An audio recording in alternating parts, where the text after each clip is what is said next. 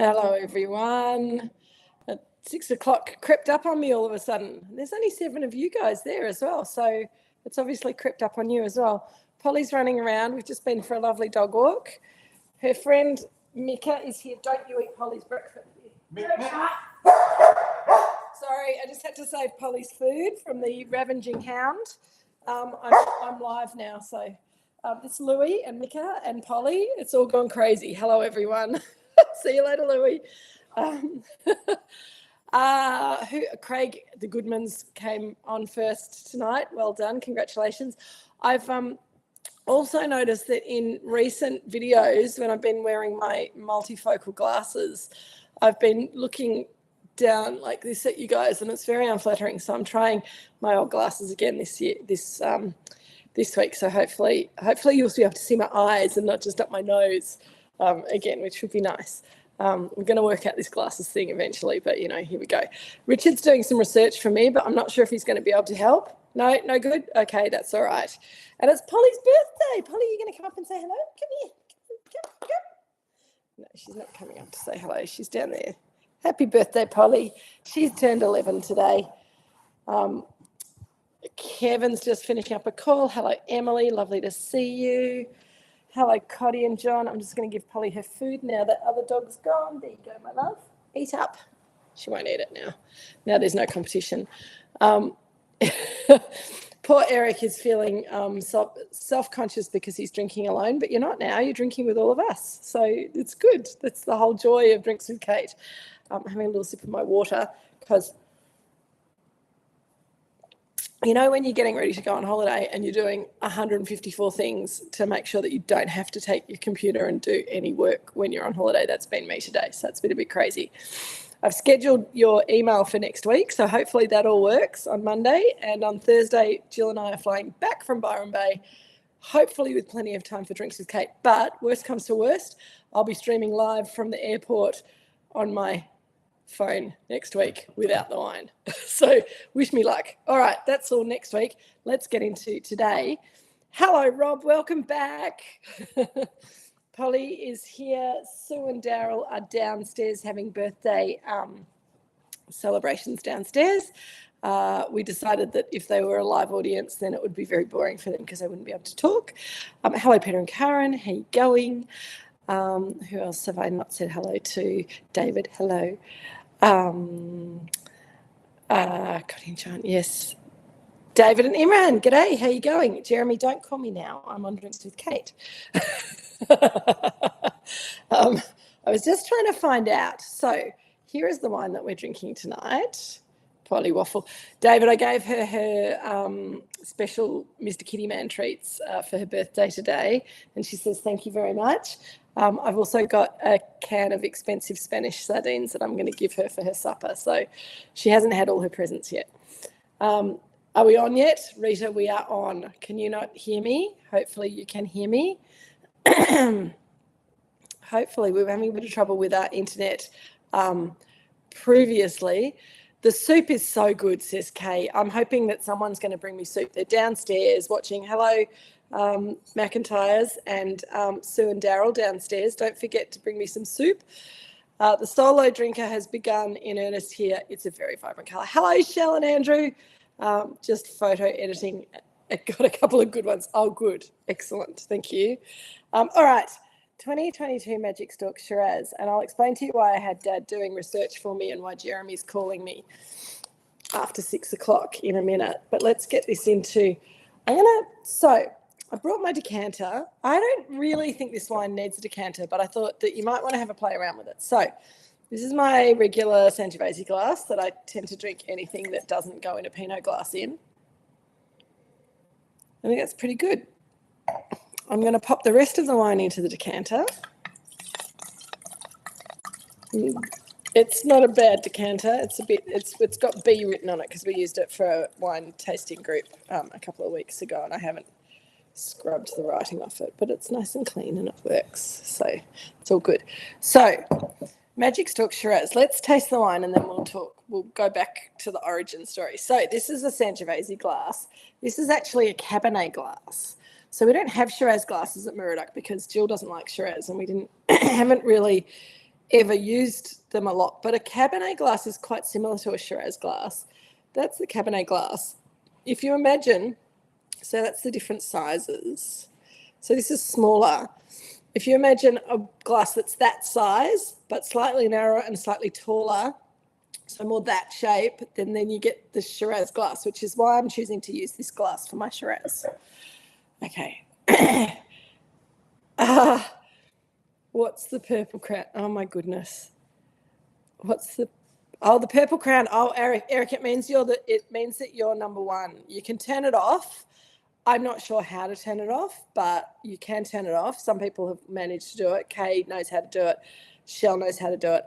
But it means that you're the person who's making the most comments up until now. So if you retain the purple crown, then that makes you number one. You were number two for a little, or number four. I can't even read that. Anyway, we've decided we don't care about the crowns. David's saying hi, Eric. Okay, David. Echo, indeed. Joan put some dark chocolate on the platter. Oh, who's eating your food, Polly? You come and eat it then. Don't let Tallulah eat it. Oh, my God. Excuse me for a moment. Put this up. I'll deal with stupid dogs, lovely dogs, having birthdays after this. Hello, Linda is here. Right. Alison's getting a strong medicinal flavour, which is not really what I was hoping for, but I know what you mean. Okay, let me put a little bit more in my glass from my decanter. That medicinal character might be coming from a little bit of reduction, which is why maybe a little decant might be good.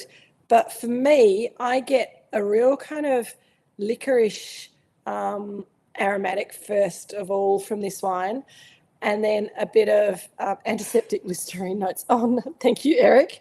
It's not very nice. I'm not getting those. There's a bit of cherry. Kay says, Eric, in your profile in YouTube, okay, that's how to turn off your crowns. A touch of Dom Benedictine. Thank you, Craig. That's nice. There is a little bit of eucalyptus in there, Cotty. Absolutely. Okay, let's go away. All your descriptors sound horrible. I know, Rob. Everyone's like, minty, medicinal, yuck, bleh. So are you hating this wine? I hope not. Shell and Andrew are having it with a delicious red lentil dal. Or are these things that you're enjoying, or are they things that you're not enjoying? Because those descriptors are usually fairly negative descriptors about wine. Mintiness in excess is something that we get in a lot of Australian wine, but I don't get a lot of mintiness from this wine. There's lots of lolly characters. I agree, Alison. Rob's loving it and Jill's nodding. David says, can't even see Jill, and I know that you're right, David. So get a bit of air into it. I'm getting licorice, as I said before. There's a bit of a chocolatey note there too, which I think I think it was maybe Craig and Joan and Karen are having dark chocolate with it, which is working well for them. Linda's having it with spicy mung bean soup with veggies. Yep, okay. This could be your perfect match for your regular mung bean dishes, Linda. Oh, Peter's bringing me some soup. How kind. Thank you, Peter. Luca's ragu is lifting it beautifully. Thank you, Pete. It'll be quite hot. I'll let it cool off. Thank you. So Peter's brought me the soup. Linda, I do think that this is a wine that works really well with vegetarian things. So that's why I was thinking that it would be probably the best of our wines because Linda, just for the rest of the world, Linda and Steve eat a lot of mung beans in their life, and it's a favourite at your house, isn't it? The mung bean soup. And we've been struggling to find a wine that really works with it. So I'm glad that this one does. Yeah, It needs the air, so it's softening up with air. But also a thing that's coming up is, and it is good. It has got the whole lolly shop, and we'll talk about that in a minute. Indeed,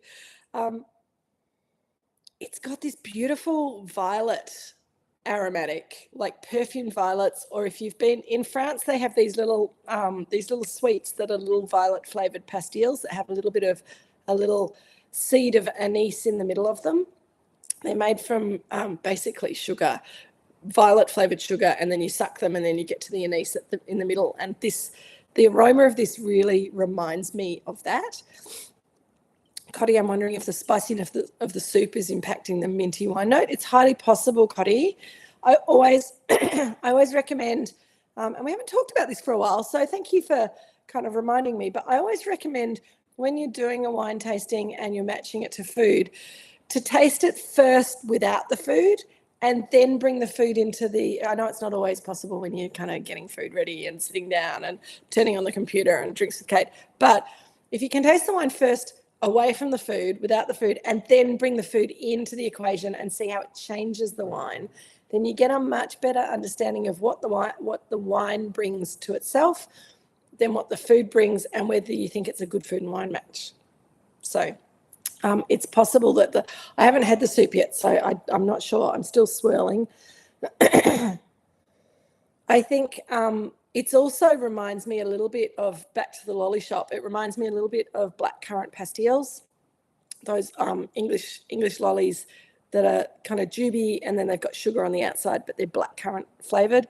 Coming back to that Dom Benedictine that Craig was talking about, it's going well with the smoked ham. It picks up the smoke and salt really well. That's good. Awesome. Thank you, Craig. Parma violet sweets. Yes, David and Imran. I don't think we have them here. I've never found them here in Australia, but I found them. I buy them when I'm in France when I see them because I think they're lovely. They come in the little tiny tins with paintings on the outside. I'm not sure whether they're French or Italian, but you can get them in both places. Rose and Turkish Delight, absolutely, Fee. So for me, this wine has got lots of florals, but I think it's a wine that changes all the time, and it depends on what you're eating and it depends on what your mood is. I took half a dozen of these home a few weeks ago when I was thinking about putting it on, because we thought we'd drunk all of and sold all of the 2022, and then I found some extra cases. So I went, because, and I will come back to putting it in my mouth in a minute. I'm just letting it open up a bit more. Because we did a little tasting a few months ago when Jeremy and Richard and Peter and I were looking at when to pick it must have been during vintage, because it was when to pick the Shiraz, and did we let it sit out on the vine for longer when we had some heat events coming, or should we pick it early and try and make a less ripe but maybe less heat affected Shiraz as which was going to be better. And Jeremy reminded us, and he's just sent me a text message, so I'll just check and see whether he's hang on. This is where my bifocal glasses are doing better. We think so the 22 is about 13.5% alcohol.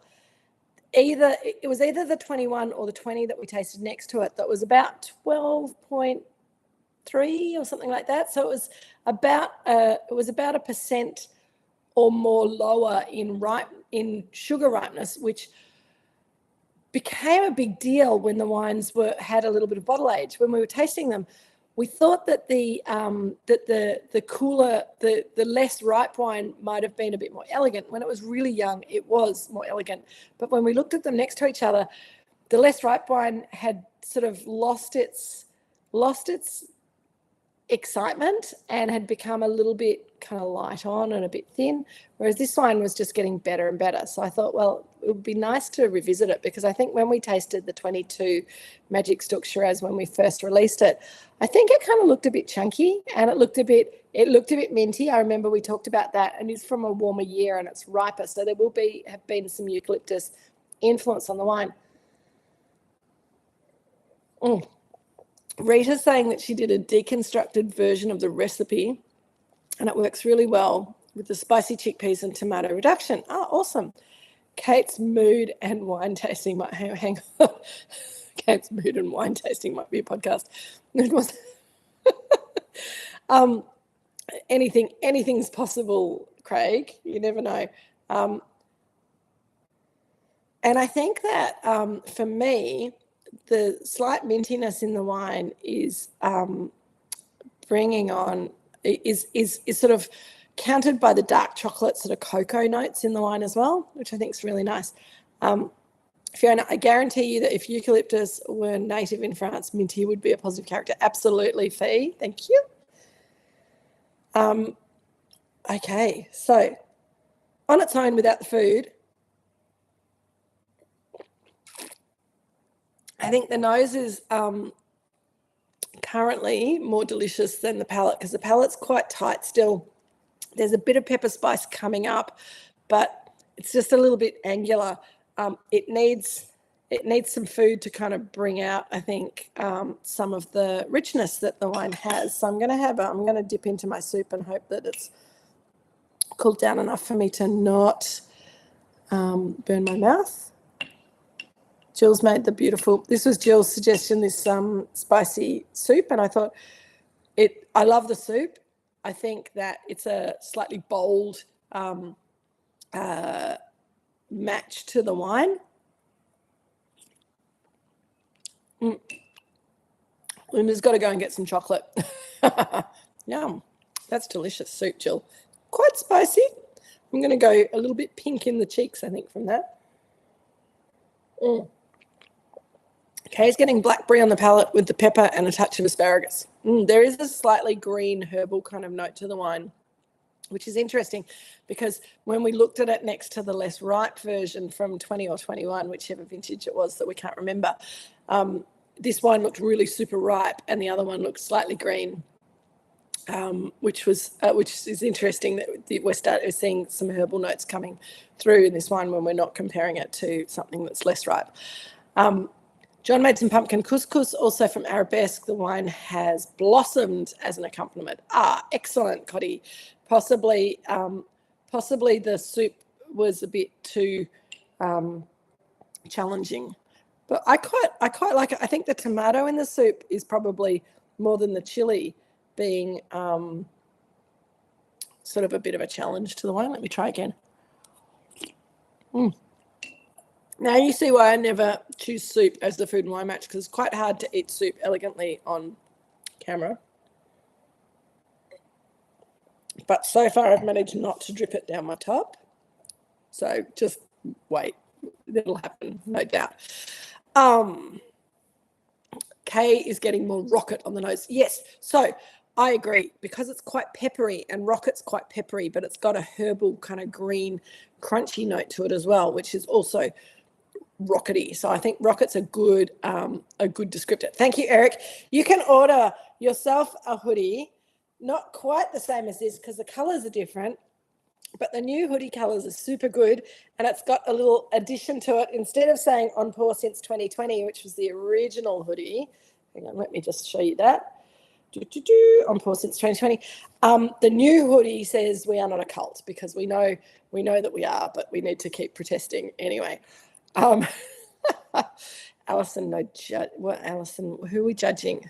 Here's a new question, says David. I opened the bottle, yet didn't decant it. Yet didn't decant it 90 minutes ago.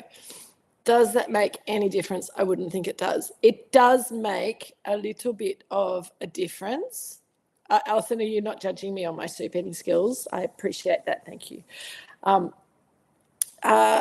David, opening the bottle, did you decant a small amount out into a glass to just check how the wine was looking and leave a little bit sloppy soup? Yep, gotcha, Alison. Thank you. Did you take a little bit out to give a little bit of headroom in the bottle? Because that's a really good way to do a very gentle, yes, of course, that's a really good way to do a very gentle introduction of oxygen to a wine. If you don't want to like chuck it into a decanter and give it a good old shake through oxygen, if you just give it a little bit of head space and leave it for 90 minutes, the change will be more subtle, but you will get that change. We're a cult for tax purposes. We're not a cult for tax purposes, absolutely. Best cool, excellent, Eric. I'm glad we've got you on the Kool-Aid. It's all good. So yes, so if you don't want to decant, then opening a bottle early and just taking a glass out, and then either leaving it open if you know you don't have any vinegar flies or things that are going to fall into it, or even putting the lid back on again, because you've got the oxygen in the headspace then, and that will make a difference. Pete gave me some crunchy bread as well, which is easier to eat, and I can dip it in my soup. Right, the wine is now starting to sing. It took quite a while for it to open up, and you'll notice I had to drink a little bit so that I could give it a good swell. I put too much in my glass, which is a salutary lesson for all of us. When you're wanting to get air into a wine and get it opening up, then less wine in the glass. Rob loves the wine making notes on the front label. Thank you, Rob. I think it's super cute. Unfortunately, we're losing that label, and we're getting onto something else. But it's very good to know. If you remember, for those of you, and some of you here were with us right at the beginning, the very first Magic Stalks Shiraz that we did, which I believe was a 2020. We didn't have a label for it. We wanted to send it out to you guys because I think we were running out of things to taste. So I did a handwritten label, which basically just said what we did to make the wine. And we've recreated that on this printed label. Jill's come up to see us. Hello, Jill. Are you going to smile at people? Oh, no. What happened? Oh, yeah. I haven't shown people my Hello, everyone. Yet. Jill's brought me some sausage rolls. Sausage rolls to go with Jill. your soup. Thank you. We're celebrating Sue's birthday downstairs. I thought Kate couldn't miss out. Thank you, Jill. Happy birthday, Sue, by the way. Oh, we did say it earlier, but you might not have been online yet. Hi, Jill. Hi, Jill. Hi, Jill. Everyone says. Coddy says that she's very sorry she didn't keep the original label. I agree. We've got. I think we've got one somewhere. But that was quite the work of art, my handwriting, mind you, and we put a clear sticker over the top to protect it. It was magnificent. All right, so I didn't really suggest that you did sausage rolls, although I did say that Jill was making them, so I don't know if anyone's having sausage rolls with their Shiraz. Craig wants to know, are you finding your Shiraz grapes tasting notes are changing over time, or are they fairly consistent? So, Craig, they are changing over time. We're getting much better ripeness in the Shiraz than we used to in the early days. It's becoming a better site for Shiraz than it used to be. The fruit for this wine, though, doesn't come from this vineyard. So this isn't McIntyre Vineyard Shiraz. This is Shiraz from the Osborne Vineyard, which is a vineyard that we've been working with since the 1980s as well. We used to make wine for the Osborne family, and then when Frank died, the rest of the family decided they didn't want to have a family brand anymore, and so we started leasing that vineyard, and a lot of the fruit went to Devil Bean Creek, and then as we kind of evolved the viticulture and the vines got older, then some of the fruit went to estate wine. But the Shiraz for a long time was sort of there, and we were like, oh, Dad and Jeremy, every year they're like, oh, let's graft it over to more Pinot. And then they'd always run out of time because they'd be busy doing the pruning somewhere else. And they go, oh, we'll have to graft the Shiraz over next year. And then in 2020, I think it was 2020, that was the first year that we actually or 2019, Jeremy said, why don't we just pick the Shiraz and make some Shiraz out of it? And the Magic Stalks Shiraz became that wine. Jeremy wanted to play around with carbonic maceration, as we've talked about before, but I know we've got some newcomers who might not have heard this before. So for the rest of you can just talk amongst yourselves while I explain this. The carbonic maceration in the early stages, basically we picked the grapes, kept the whole bunches, put them in a plastic bag, filled the bag up with carbon dioxide and sealed it tight. So the carbon dioxide stayed in the bag. There was no oxygen in there. And we left that in the bag in the picking bin in a warm environment for a number of weeks. Carbonic maceration happens when the yeast has no access to the juice and there's no oxygen involved. And the grapes start to break down on the inside of the grapes and create a little bit of alcohol and change the flavour. And you get those lolly shop aromatics, so Jubes, the Parma Violet, I think, is coming. It smells like Parma Violet rather than flowers because of the carbonic maceration. That cocoa chocolatey note, even the mint leaf kind of eucalyptusy kind of note is kind of a bit candied rather than fresh eucalyptus oil. And once we left that wine in the bag doing carbonic maceration for a couple of weeks, then we got in with our feet with the bag still sealed. So we just walked very gently over the bag while it was still sealed to squash up the grapes and to release the juice basically into the environment. And there was some yeast in there, and there would be just the tiniest bit of, so the yeast would be struggling at this stage, and we then open the bag up, let oxygen in, and the yeast would go off because it was like starving, and the ferment would then race off, and a few days later we then put it through the destemmer to get the stalks out because we didn't want too much stalky, woody, sticky character in the wine.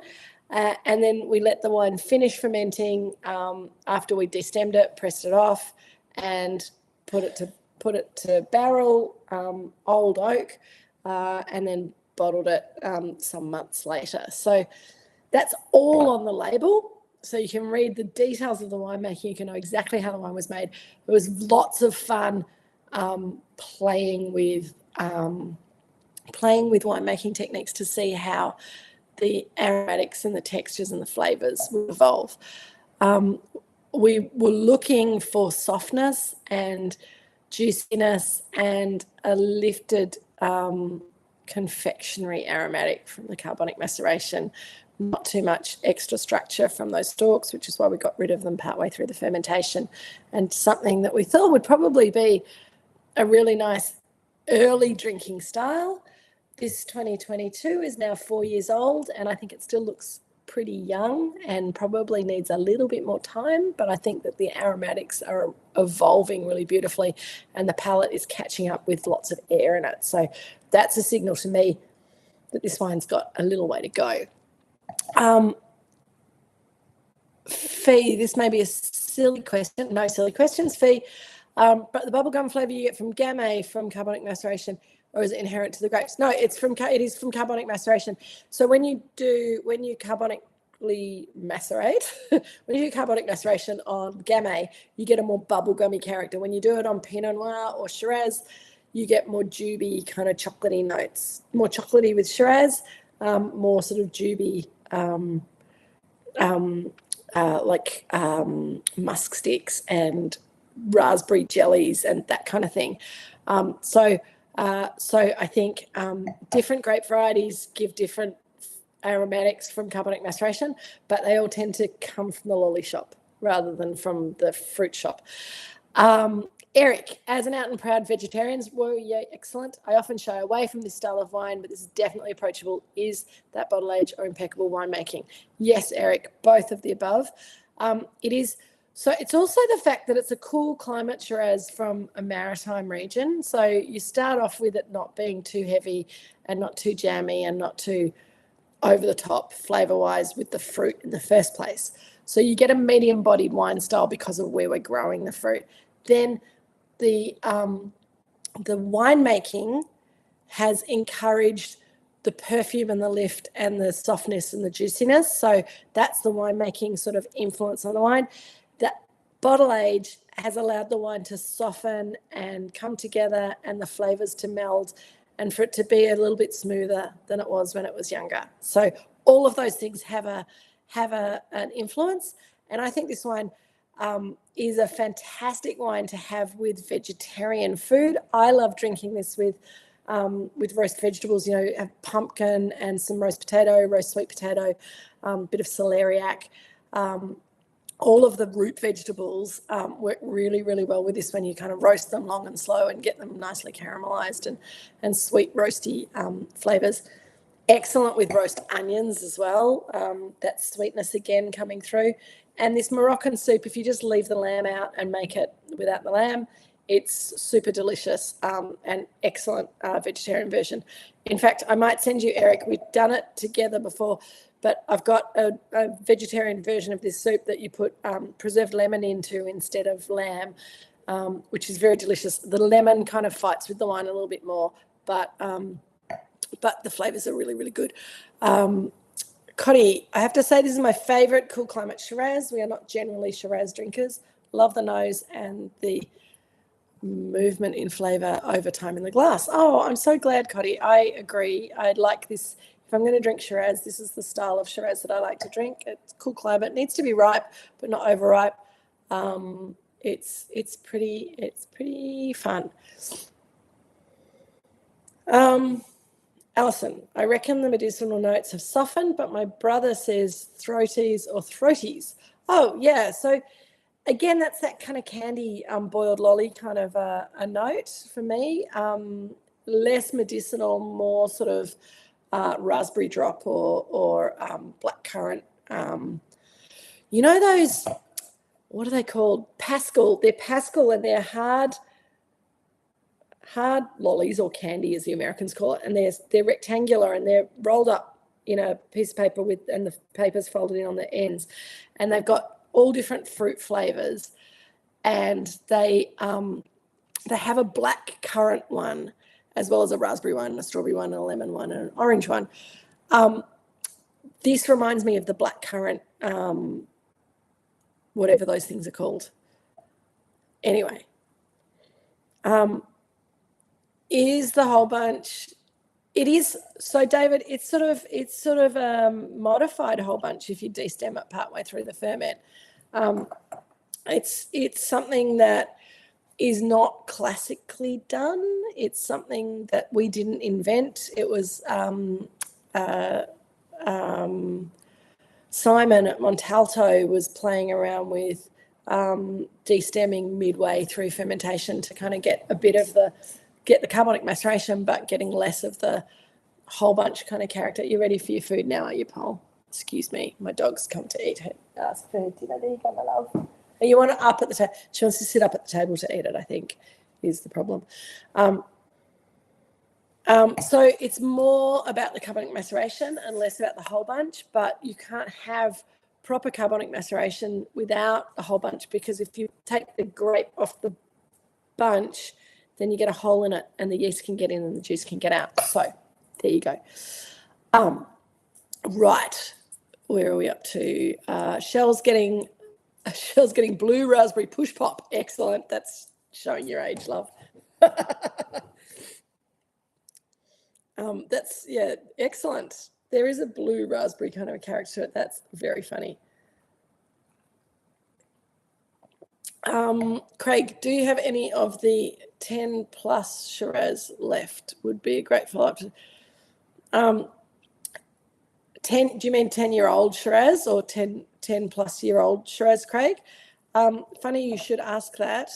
What is a push pop? Cotty wants to know. I'll leave that with you, Shell. You can answer that. I'm just going to have a little bite of my sausage roll.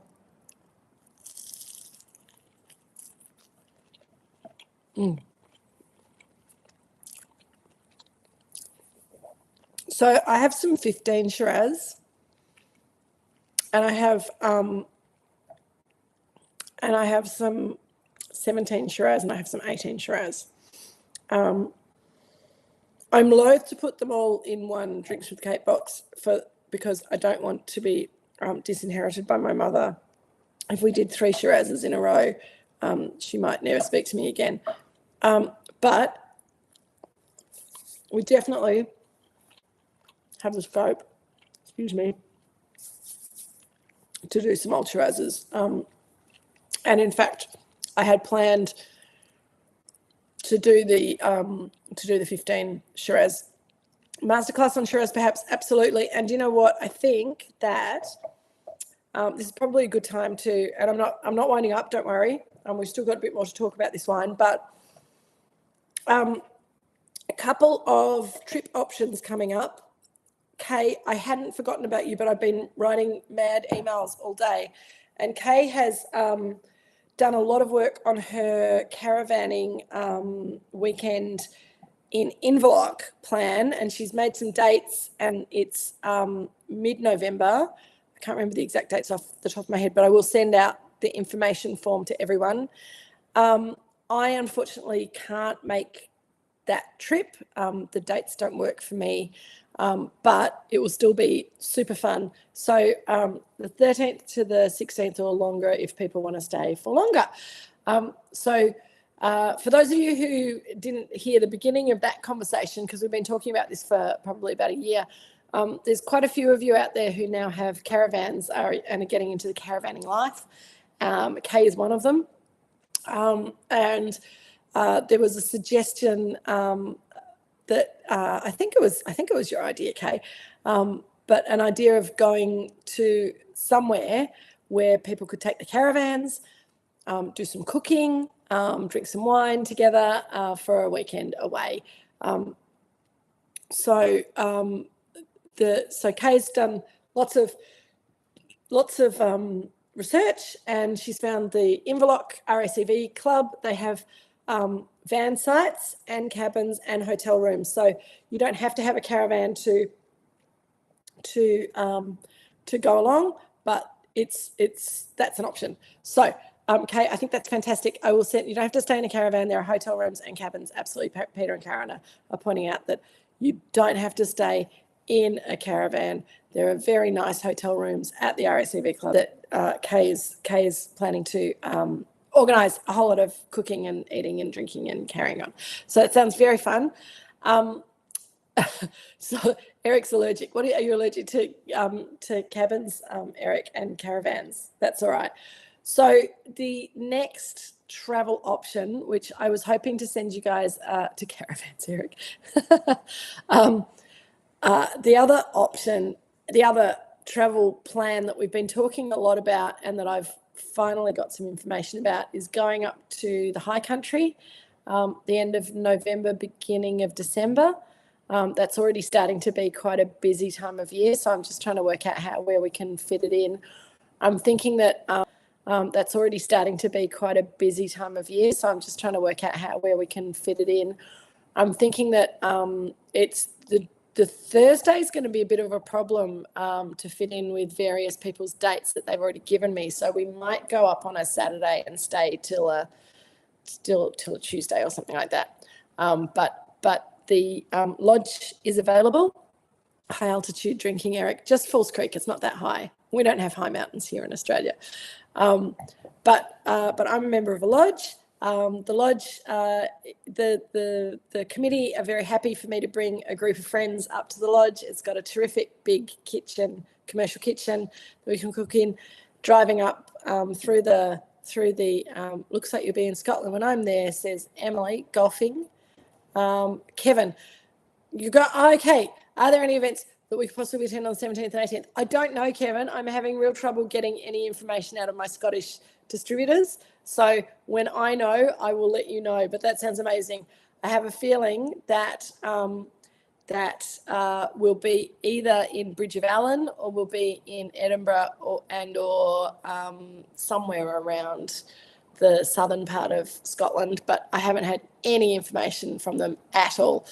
So the dates of Falls Creek, we haven't quite finalised them, Rita, but I'm thinking either the first weekend of December, or I think it's going to have to be the first weekend of December or that first week of December.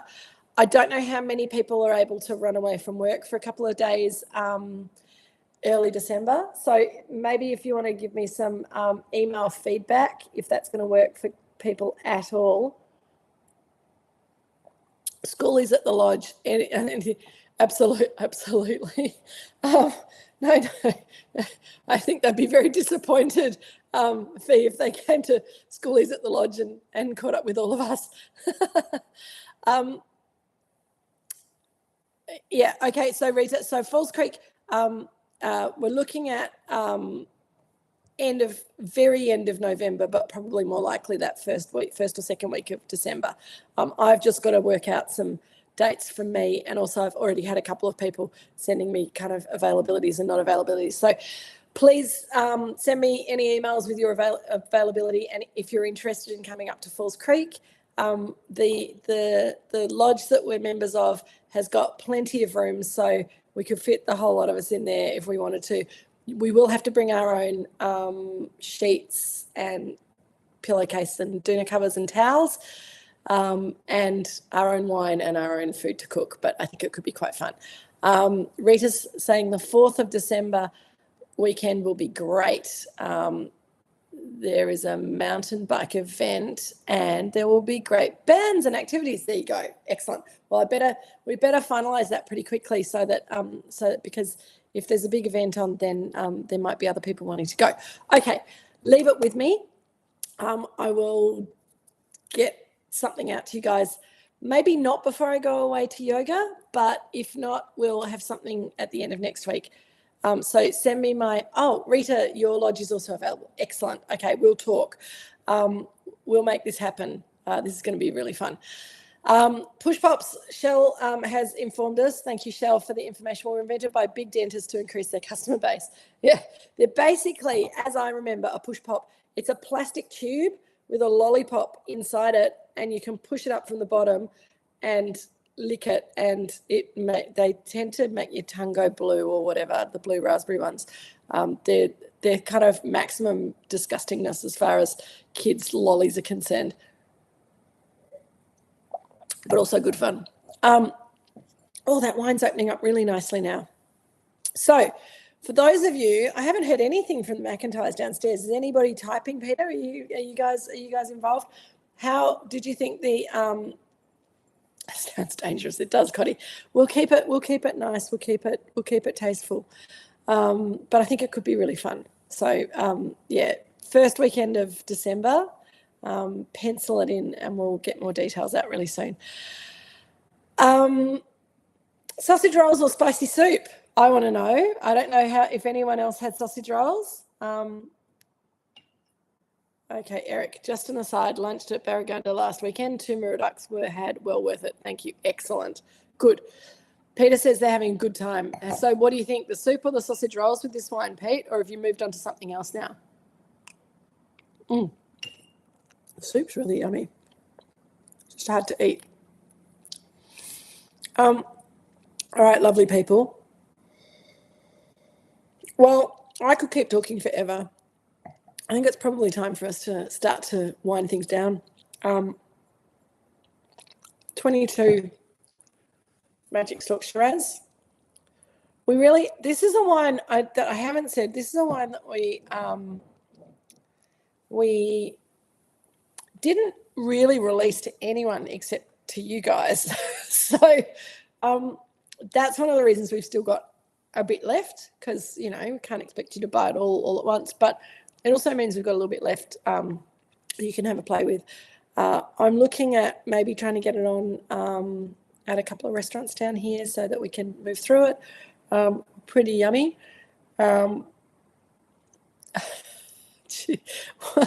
Eric, what? Jesus, you drank a lot. What? Huh? I didn't. No, it's okay, Eric. Look, remember we put how much have you had to drink? Put it in the decanter. I've only had a glass and a half so far. There you go. So next week, yeah, I know, empty bottle. That's what happens when you decant. Then you have an empty bottle. Hey, I'm not that quick a drinker, Eric. It's not very good for my liver to drink that much. Flower Drum also does have Moorooduc Rita. I think Flower Drum might be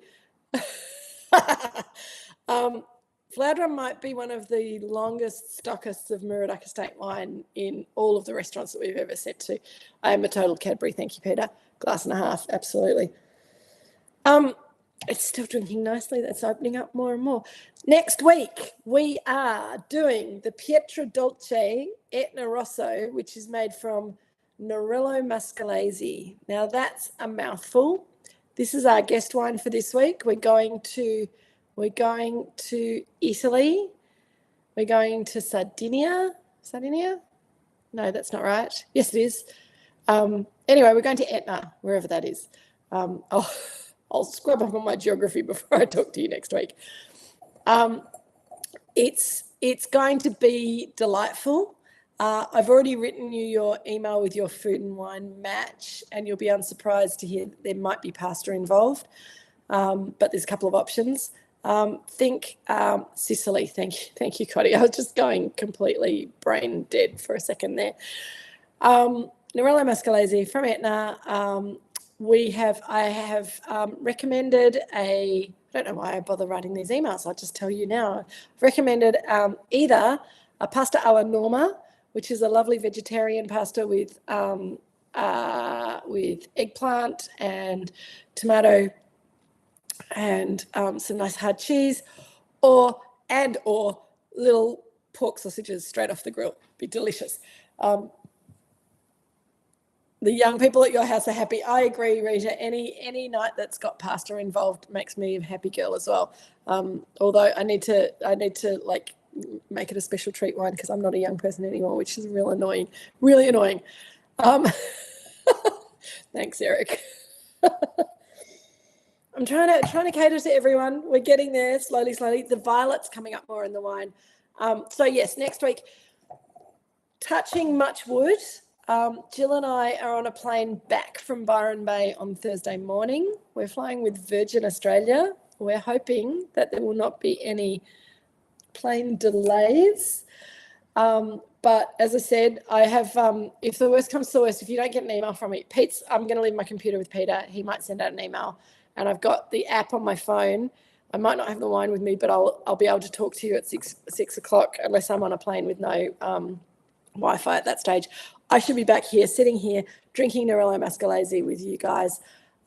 It will be fun. Before I sign off, though, I just wanted to show you this. It's a little bit of show and tell. So I told you that we're still pruning and we're racing the clock. And I keep saying to people, we drink lots of drinks with Peter. Exactly, David. I think he would kill me if I even suggested it.